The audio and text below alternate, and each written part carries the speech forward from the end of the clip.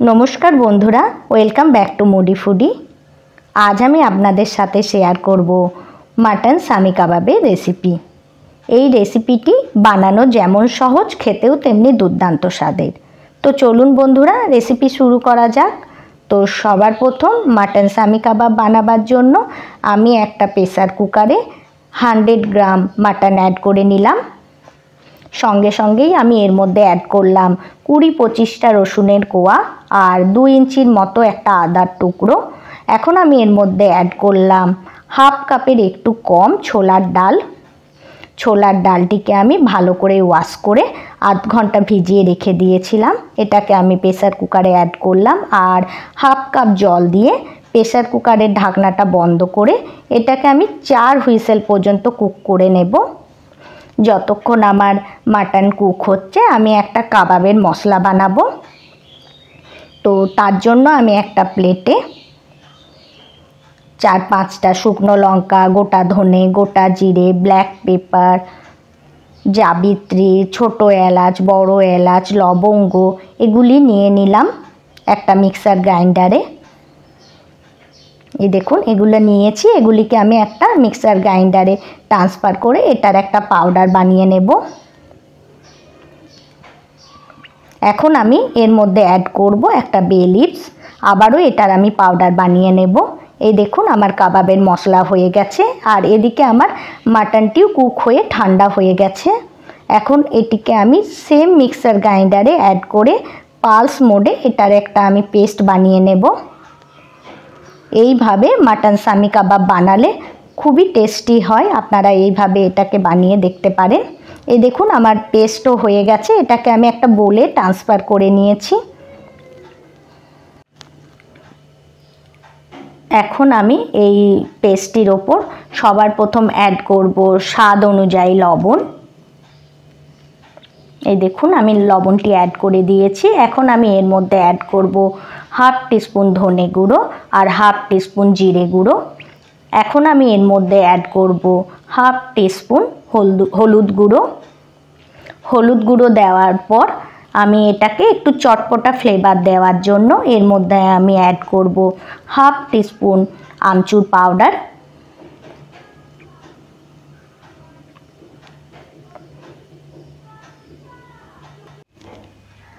এখন আমি এর মধ্যে অ্যাড করব রাফলি কাটা করিয়েন্ডার লিভস আর পেঁয়াজ, এটিকেও আমি ছোট ছোট পিস করে কাট করে নিয়েছি।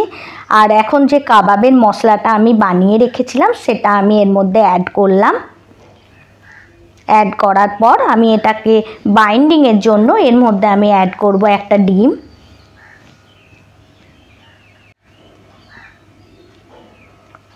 এই দেখুন বন্ধুরা আমি ডিমটিকে অ্যাড করে দিয়েছি। এখন আমি এগুলিকে হাতের সাহায্যে ভালোভাবে মিক্স করে নেব।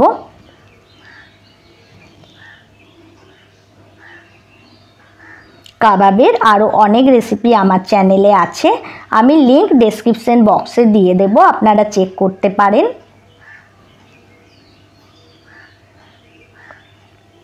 এইভাবে মাটন সামি কাবাব বানিয়ে দেখবেন, খুবই টেস্টি হয়। এই দেখুন আমার সমস্ত জিনিসগুলিকে মিক্স করা হয়ে গেছে। এখন আমি হাতে তেল লাগিয়ে এগুলিকে কাবাবের শেপ দেব।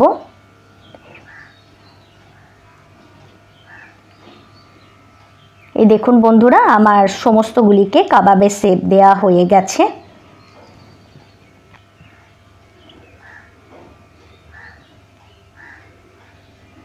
এখন আমি এগুলিকে ফ্রাই করব। তো ফ্রাই করার জন্য আগে থেকেই আমি বেশ খানিকটা তেলকে গরম করার জন্য রেখে দিয়েছি।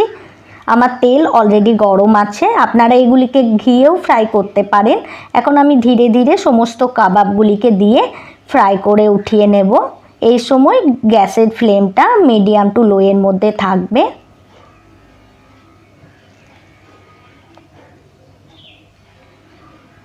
মাটনের আরও অনেক রেসিপি আমার চ্যানেলে আছে, আমি লিংক ডেসক্রিপশন বক্সে দিয়ে দেব, আপনারা চেক করতে পারেন।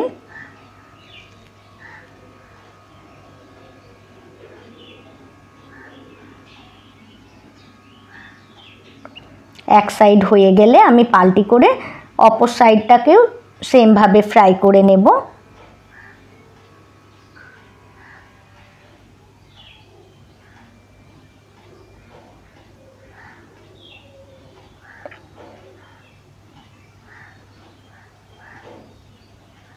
রেসিপিটি ভালো লাগলে রেসিপিটি লাইক করে চ্যানেলটি সাবস্ক্রাইব করার অনুরোধ রইল।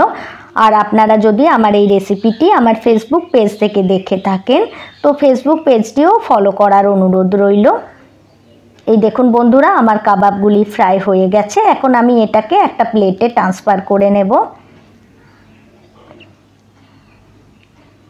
এইভাবে আমি সমস্ত কাবাবগুলিকে ডিপ ফ্রাই করে একটা প্লেটে ট্রান্সফার করে নেব।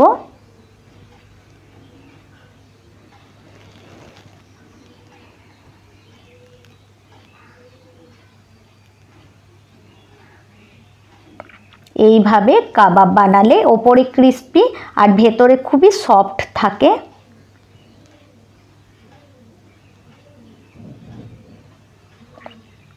এখন আমি এগুলিকে সার্ভ করব। তো এটাকে আমি গ্রিন চাটনির সাথে সার্ভ করলাম।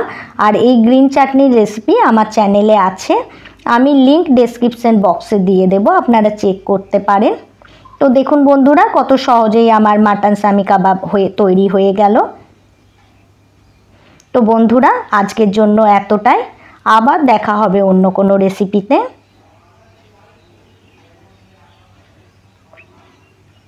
Thanks for watching.